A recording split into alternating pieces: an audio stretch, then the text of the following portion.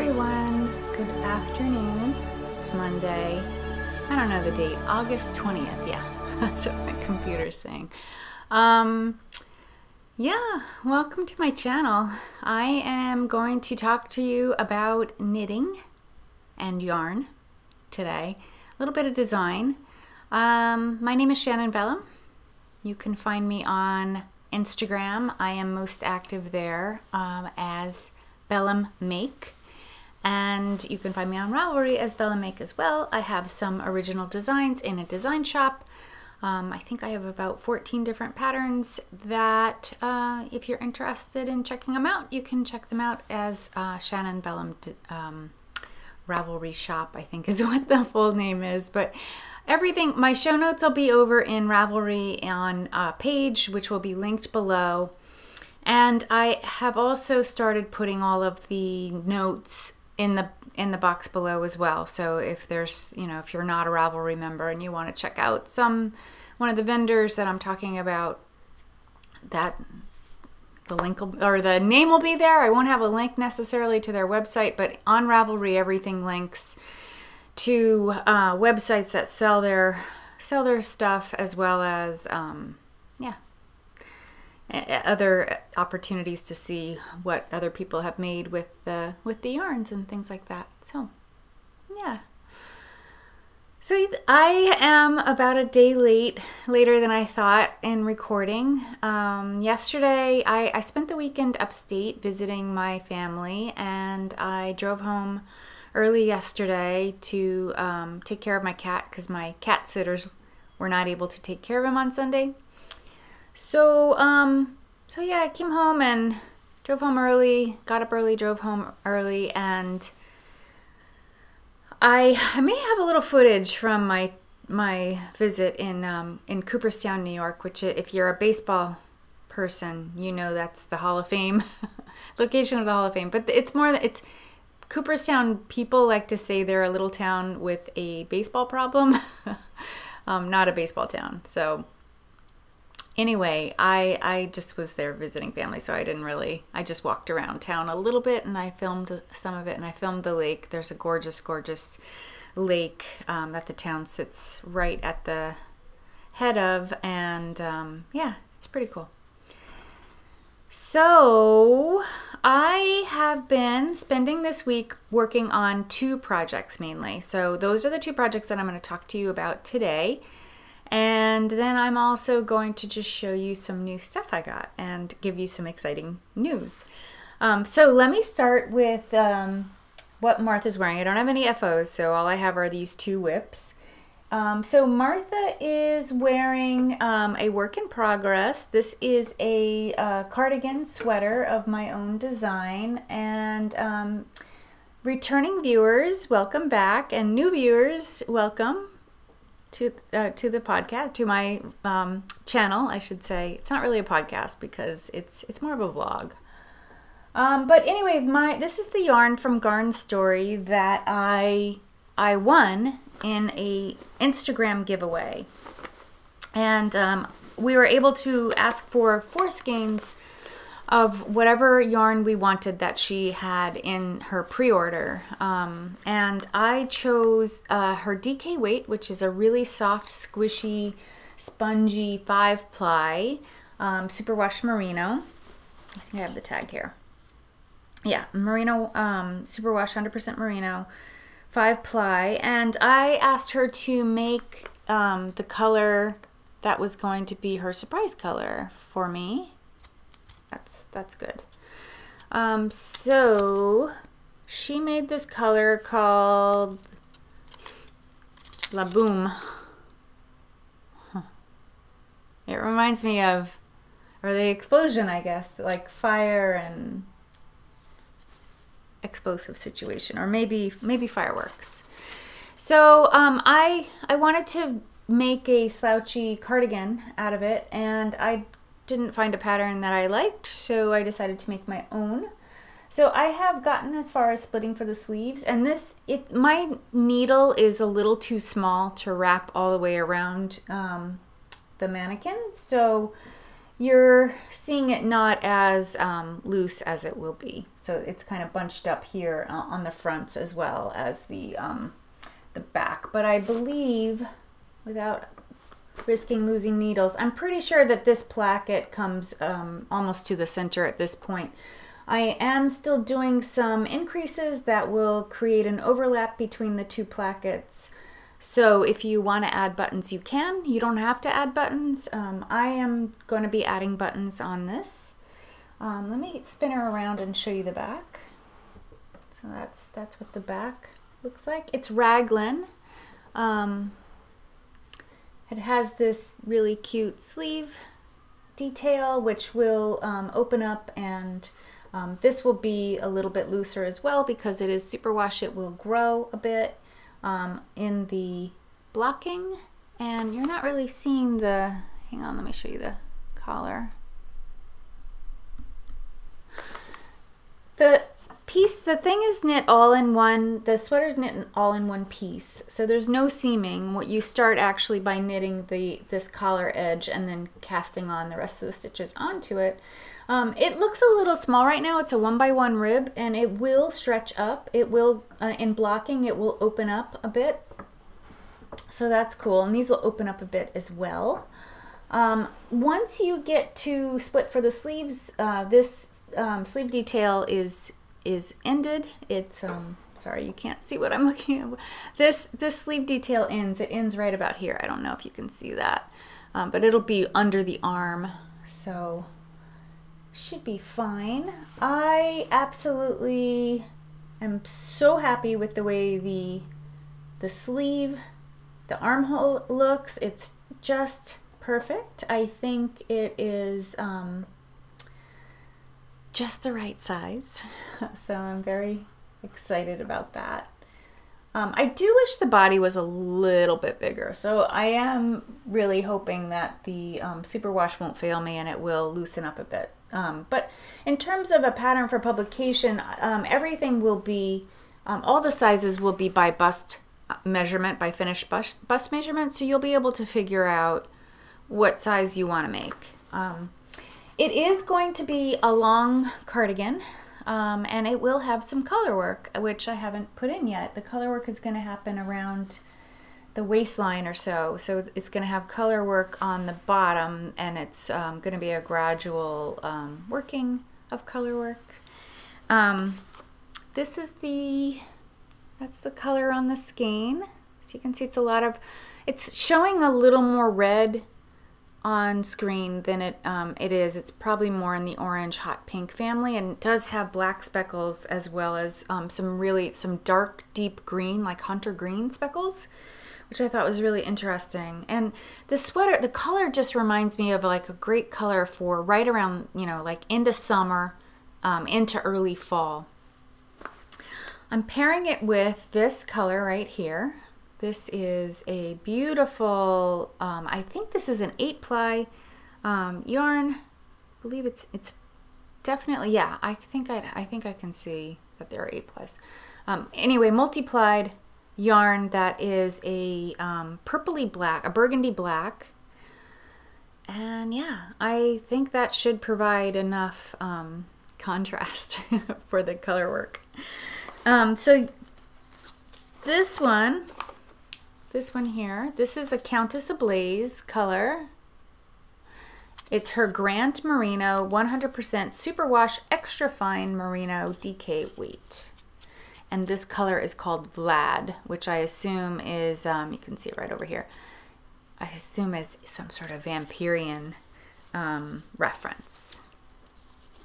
And it's a really beefy skein. It's 115 grams versus the typical 100 grams. So, and I did buy 2 skeins. I don't know if I'll need both until I get a little bit closer to doing the color work, which it's coming along. I did not work on this as much as I thought, nor did I work on my other works in progress at all. I worked on this. I got it to the point of splitting for sleeves, and I knit about 1 inch, and I realized that my armhole was too big, and I didn't split right. I didn't do the math right on the split, so I ripped back and re-knit it, and yeah, so that's why I'm not quite as far on that as I thought. But the other reason why I'm not far on it, and the reason why I have not made any progress on my other whips, is because I've been working away on this,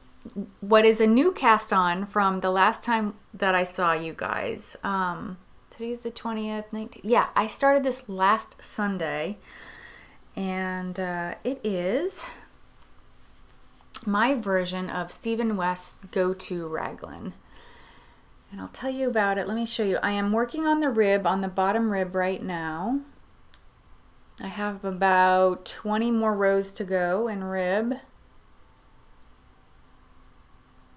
There it is. So this is a really addictive knit. It's a very fun knit too. I really enjoyed building the fabric. You start with the collar and you knit the whole thing, and then you do the fold. He has you do the fold and stitch it together. So I did that. And then from there you start casting on and knitting the back, and do a bunch of short rows for the back neck shaping, which that's what gives you this, makes the back neck a little higher than the front. So if I put those two sleeves seams together, you can see that.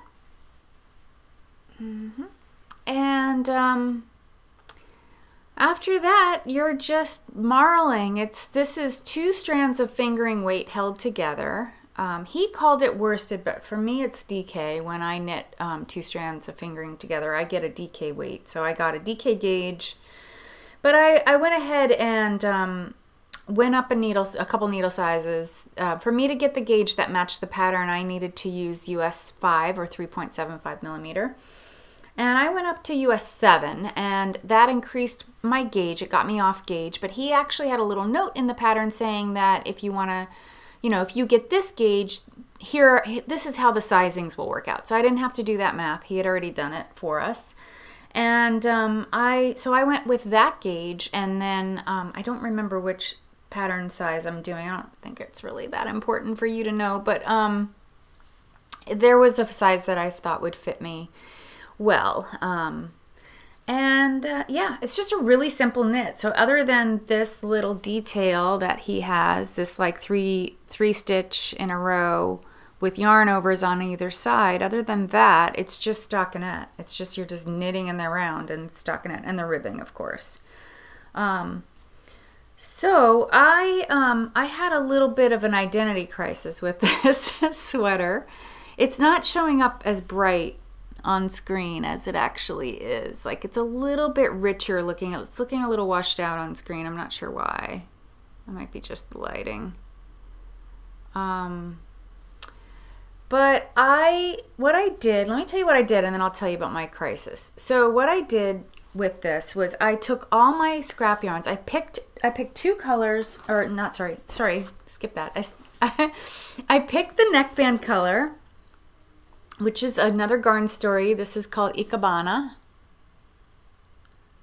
and it's just her merino sock base, which is a I think it's 25. Let's see. 75% superwash with 25% nylon in it.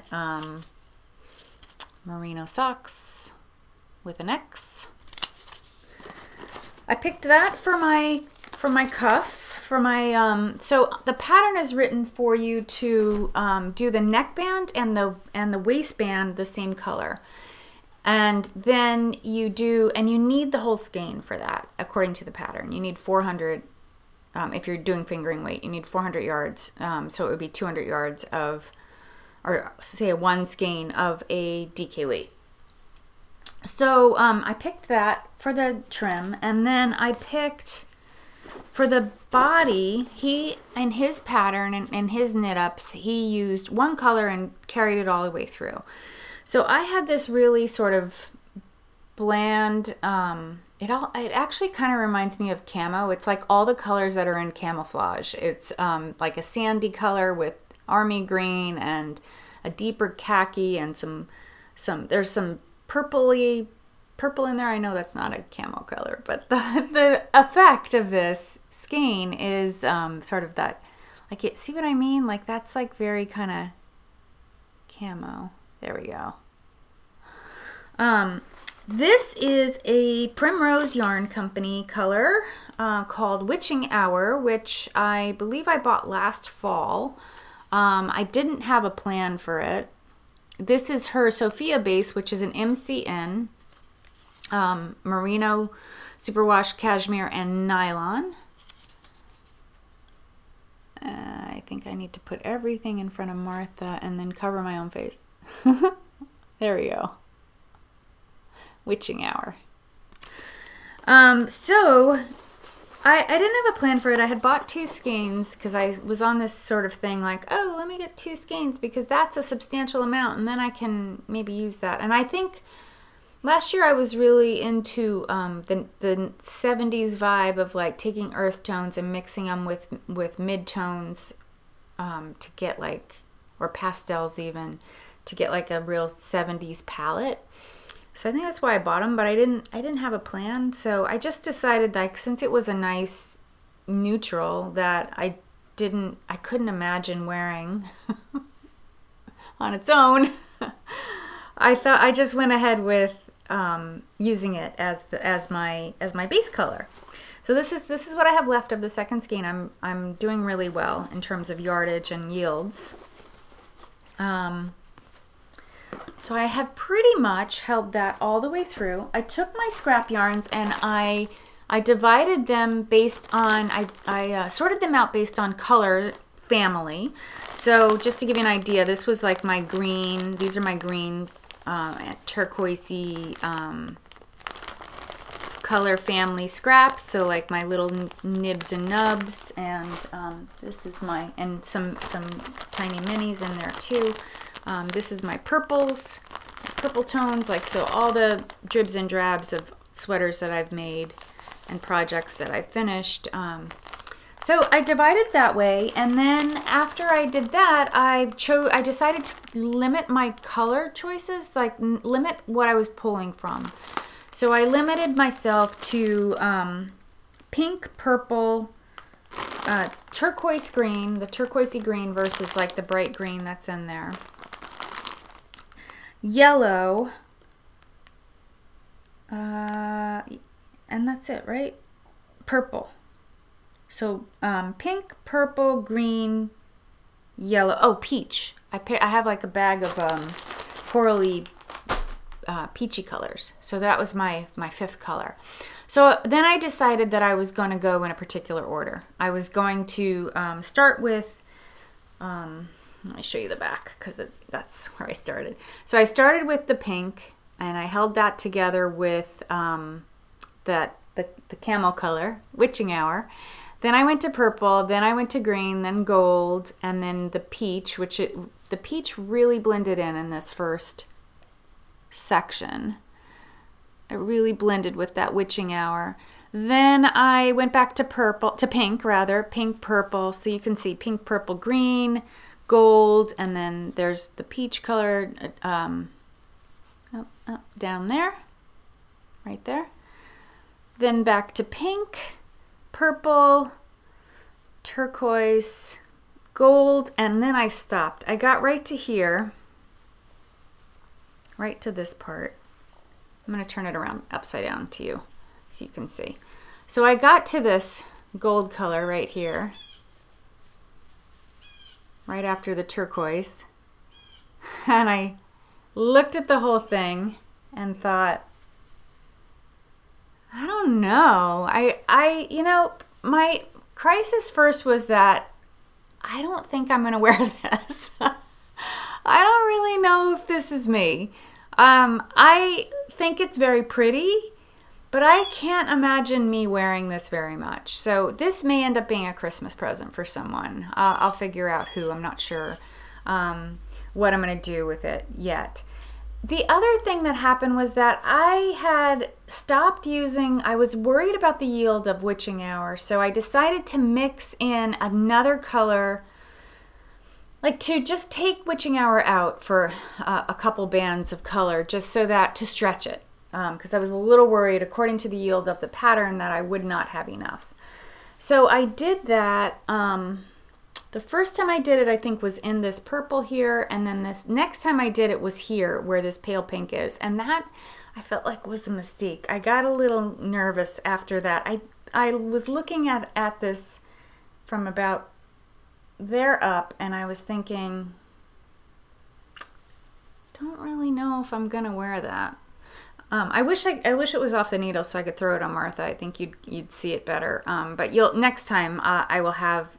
It'll definitely be off the needles on the bottom. I'll be working on the sleeves, or maybe they'll even be done, because this is a fast knit. It's a DK weight, so it goes really fast, and that's DK weight, so that's going really fast too. So I posted a picture on Instagram, and I asked people what they thought. Do you like the colors? There's something off about it. I don't know what, and I got a lot of feedback. Most people were like, I was saying that I thought that the pale pink was really bothering me, and I probably should have used a bright pink right there instead. Like, I should have used this color.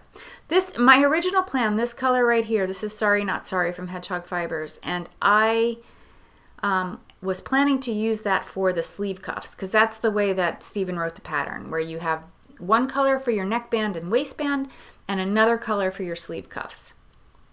But of course, you can do what you want. But I like to knit true to the designer's vision as much as I possibly can for my first go round with the sweater, and then I'll tweak it later.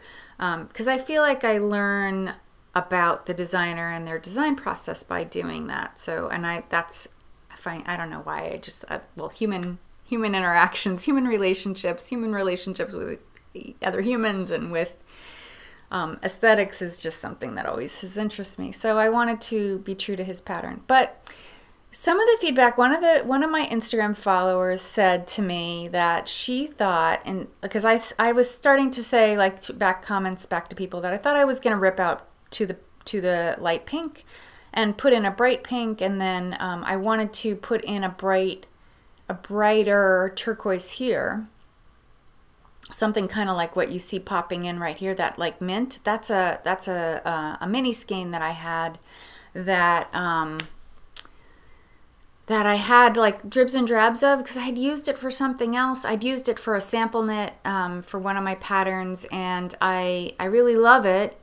But and then I loved the way it just came in. But I had like maybe one strand, so I was able to get one row in on the top, and then I did another row of it here in this section. So then I was really missing it down here in this section. I was thinking, why didn't I do that again? But anyway, one woman said to me, one follower on Instagram said to me, why don't rip back, instead of ripping back to the pink and re-knitting, and at that point it was only, about 3 inches, just start to fade to gray, and then do the same thing with the sleeves, and it'll be fine. You'll love it. She said the issue that you're having probably is that there's too many colors. There's too much going on.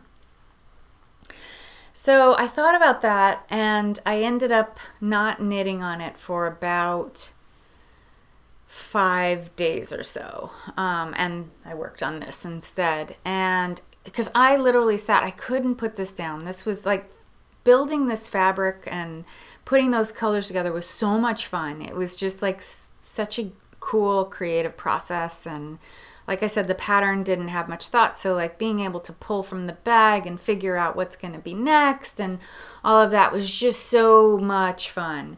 And I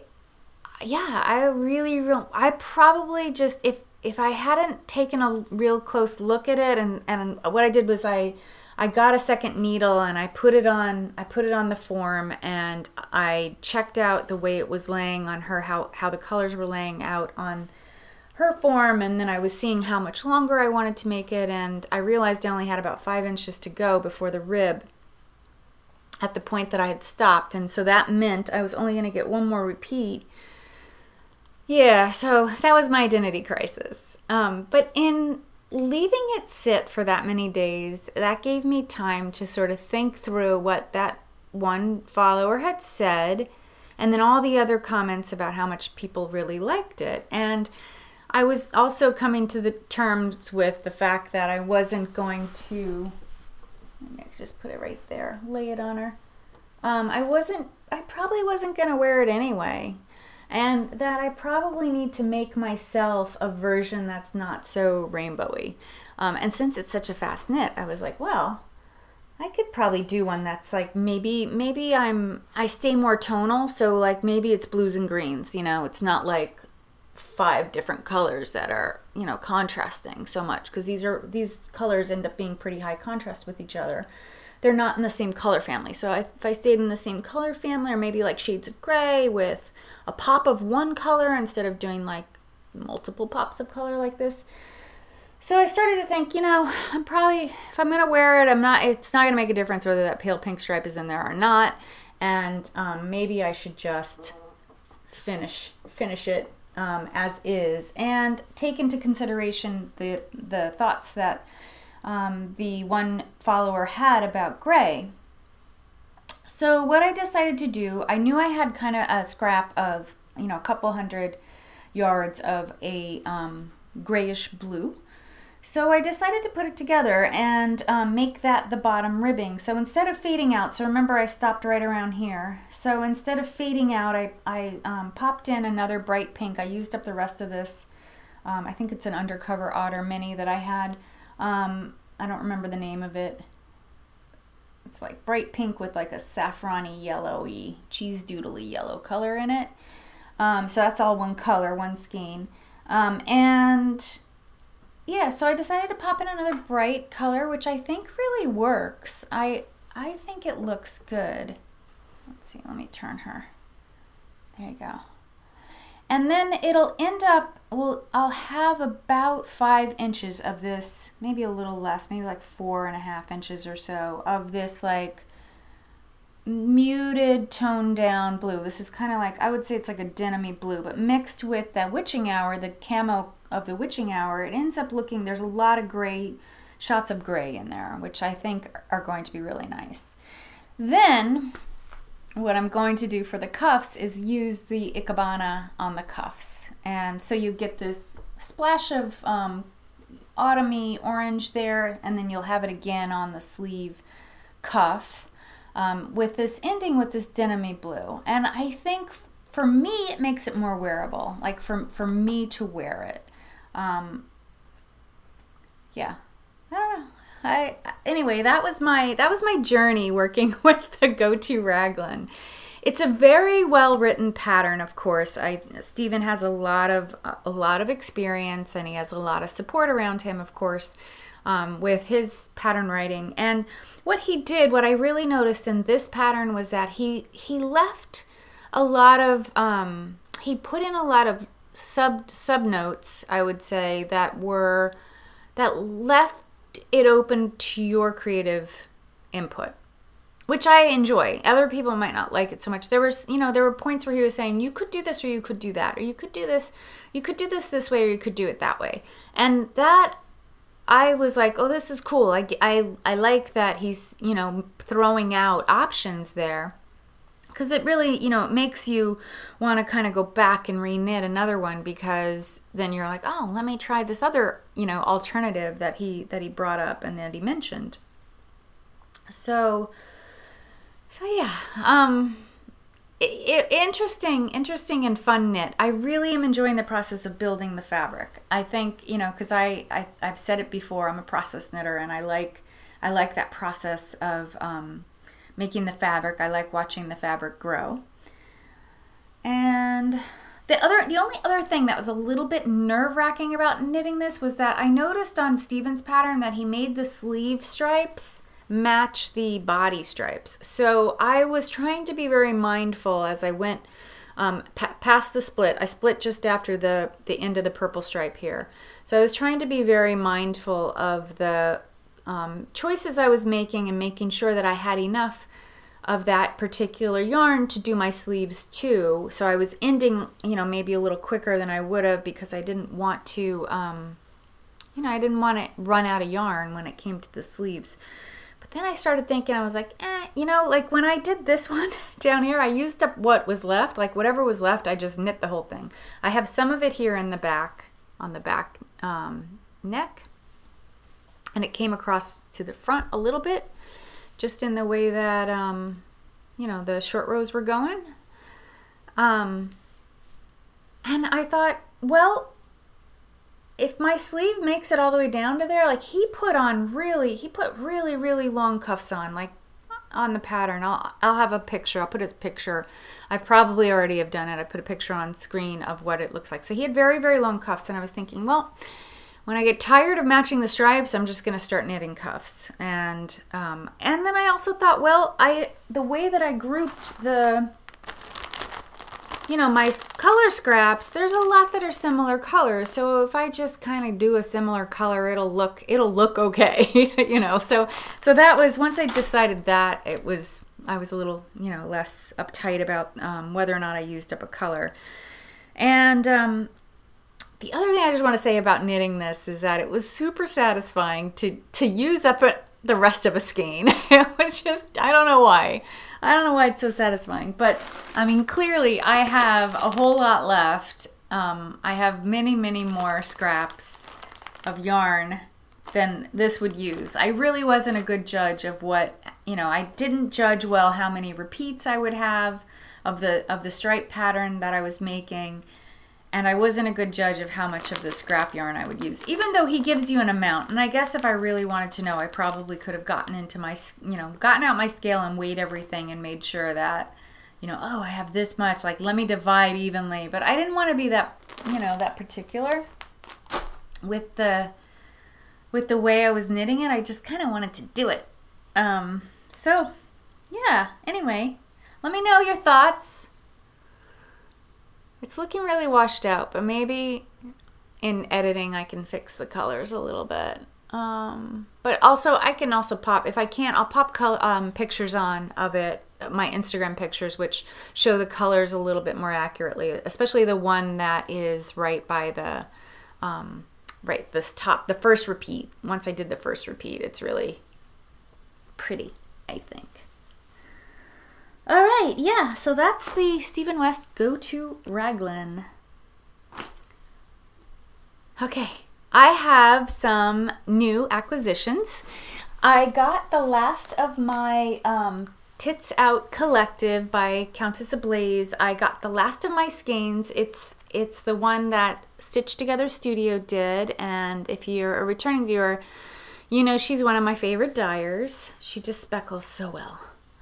This one, I knew I bought one sparkly skein. Oh, I think you can see it. Yay. This is a lot of Lurex. She puts a lot of Lurex in her base. Her sparkle base has a lot of the, there you go. See it? All those little white speckles, those are sparkles.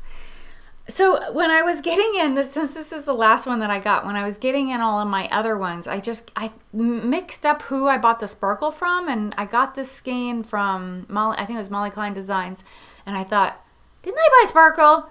And then I was like, whatever. I'm not really into sparkle, but I just thought, I think I wanted to try the sparkle base from Stitch Together Studio. She calls it Stitch Stardust. In case you're interested. I know they're not making this color anymore. This was a one-off. And she calls it Tough Titty. I need you to stop looking at me and Martha. Martha's not really a person, okay? Okay, so she calls it Tough Titty. And anyway, if you like sparkle, Stitch Together Studio does a great job with the sparkle. It really is, it has a lot of sparkle, and it's a silver one, so I don't know if people who like sparkle, if they are particular about the whether or not there's gold or silver. This is 92% superwash merino and then 8% Lurex, so there's no nylon in it. So I thought that was interesting too. But this will be for something special. My niece would love it, so that might be something for her. She also sent some goodies. I got a sticker that'll stick on something. Oh my goodness.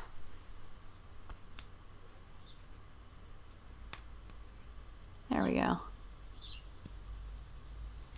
And I got a pin. I think it goes this way, yeah.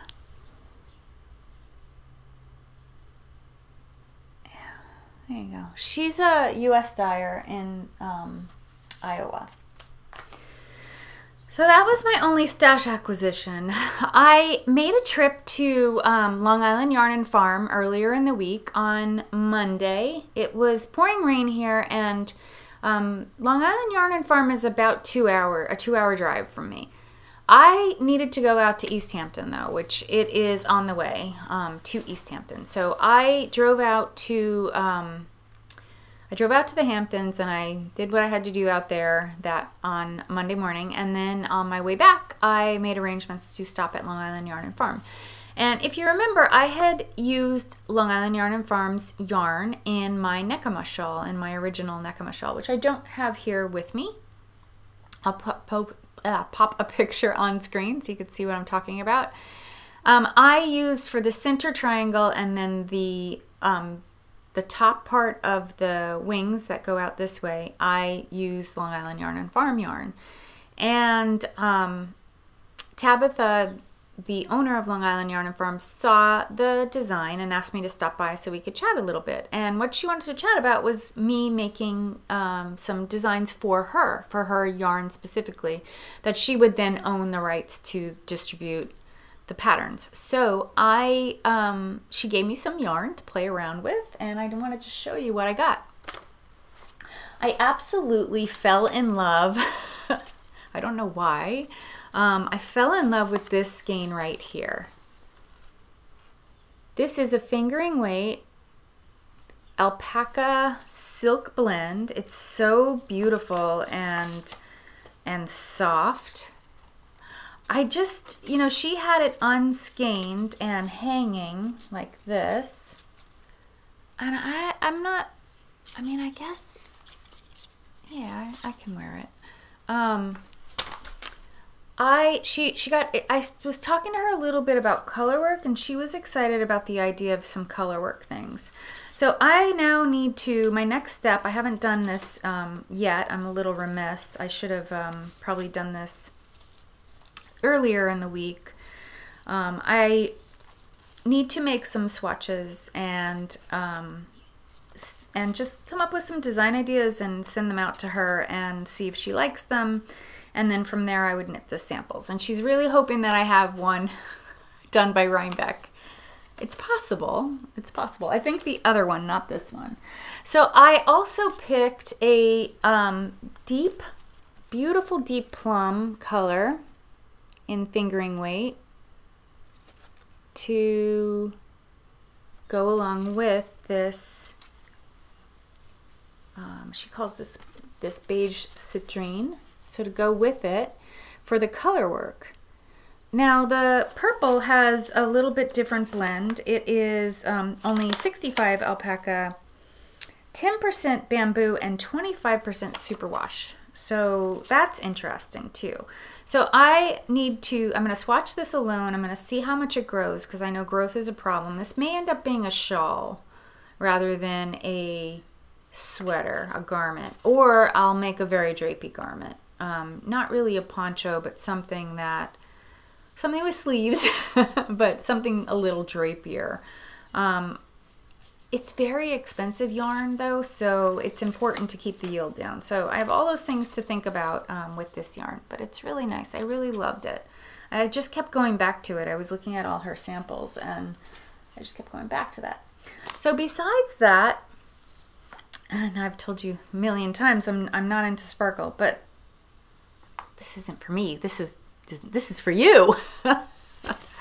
I picked this skein up, and yay, you can see the sparkle in it. You see that this is a gold sparkle. This one is called Champagne. This is she calls this a sport weight. I think it's more like a DK, but I'm gonna swatch it and find out. This is 70% alpaca, 25% merino, and 5% nylon, and that merino and nylon should stabilize this well enough that there won't be a lot of growth. And because of her interest in color work and having color work patterns, I chose a companion to that gold, and this is a really beautiful lavender that has some beigey. Sorry about my camera not really focusing too well. It's all about the background and not the foreground.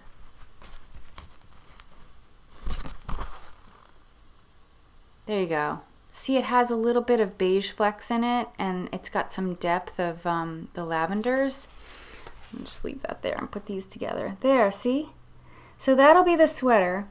It's gonna mostly be this color with the color, this playing a secondary role as a, but she has other colors. So this is just a pattern that is designed for her yarn.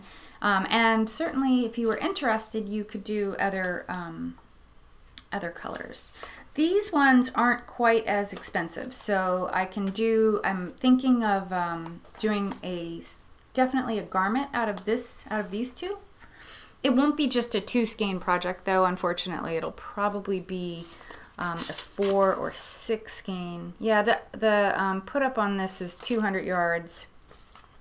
I think this is the same.